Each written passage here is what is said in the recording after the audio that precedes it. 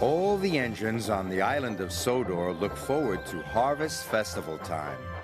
But most of all, they look forward to Sir Topham Hatt's Harvest Firework Display. Sir Topham Hatt came to see Thomas and James. James, you are to collect the fireworks from the depot. James was overjoyed. Thomas wasn't happy at all. But I wanted to collect the fireworks, Thomas pouted.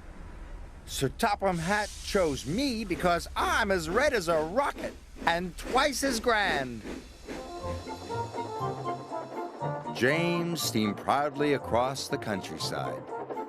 Brightest and best, he hummed happily to himself. He was having a wonderful day. Thomas was still upset when he arrived at the shunting yards. Bother James, he grouched, and he biffed the troublesome trucks crossly around the yard.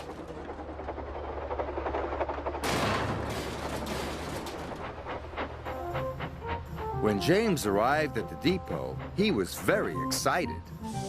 The freight cars were all ready for him, filled safely to the top with fireworks. James was coupled up with the precious cargo, and he steamed away.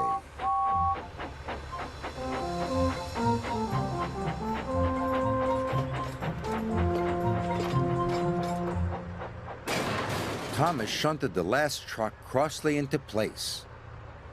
The troublesome trucks were glad that job was finished. Oh. James happily steamed along. He was thinking about the fireworks. He was imagining all the sparkles, flashes, and shooting stars when suddenly there was a loud noise.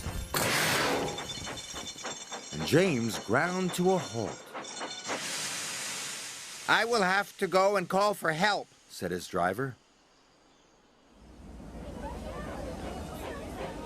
Thomas puffed back into Knapford Station as Gordon was letting off his passengers. Children and grown-ups from all over the island had come to see the fireworks. Seeing the children cheered Thomas up, but Sir Topham Hatt looked concerned. James has broken down, he said. You must collect him, Thomas, and bring him back, or the fireworks display will be canceled. "Oh, no," cried Thomas. "Then all the children will be sad." And he set off to collect James.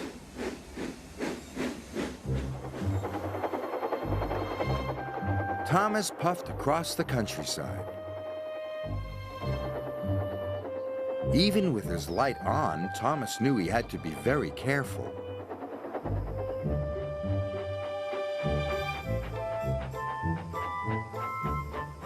Thomas found James broken down on the track. "Hello, busted boiler," teased Thomas. "You don't look very useful now." James was upset. But when Thomas got behind James, he couldn't see ahead. "You will have to look out for me," said Thomas. James was cross. "You said I wasn't useful," he pouted. "But if the fireworks don't get to Knapford Station," puffed Thomas, "the display will be canceled."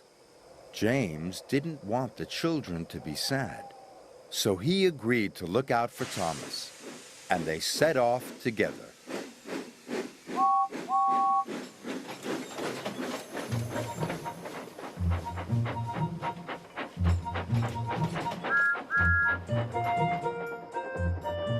When the track was straight and clear, James called out, "Go faster, Thomas!"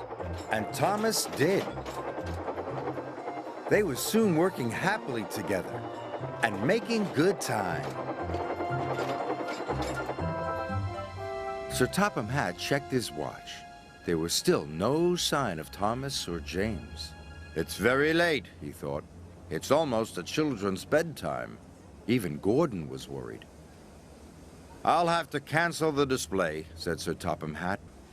So the disappointed children started to board the coaches.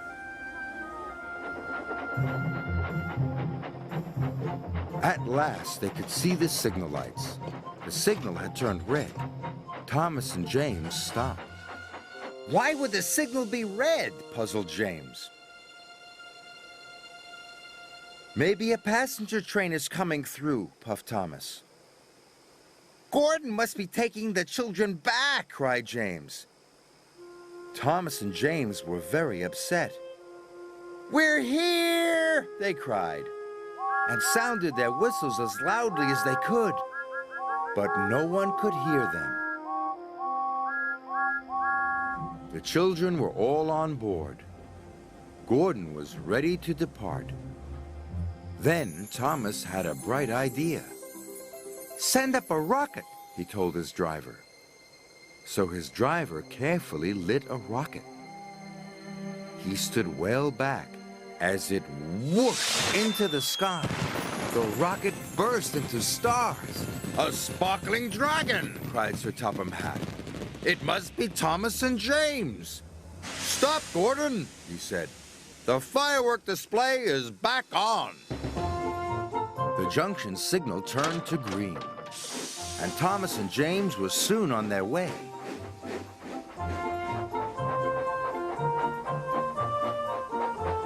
James and Thomas were soon at the station. The children cheered. Good work, Thomas, cried James happily. And good work, James, agreed Thomas. Good work, both of you, boomed Sir Topham Hatt. That night, Thomas and James watched the fireworks together. I think we are both useful engines, said James proudly. But we are most useful when we work together, puffed Thomas.